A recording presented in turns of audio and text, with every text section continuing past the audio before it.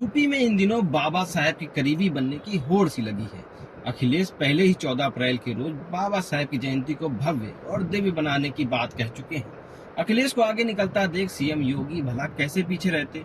तो 6 अप्रैल के दिन गोरखपुर में सीएम योगी ने बाबा साहेब अम्बेडकर की सभी मूर्तियों पर छत्र लगाने का ऐलान कर जो दाव चला उससे सब सन्नाटे में है। महज इतना ही नहीं, इधर योगी जी के श्रीमुख से ऐलान हुआ और उधर 24 घंटे के भीतर यूपी कैबिनेट ने इस प्रोजेक्ट को पास भी कर दिया।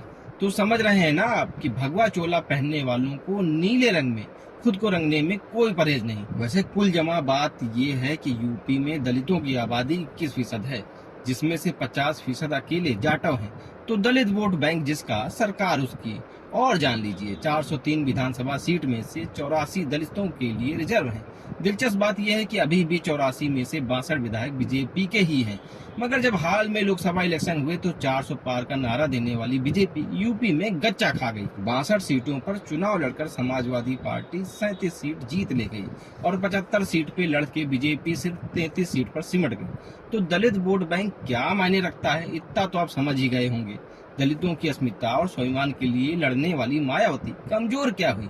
चाहे अखिलेश हो या फिर सीएम योगी, सब आपदा में अवसर खोजने में लगे हैं।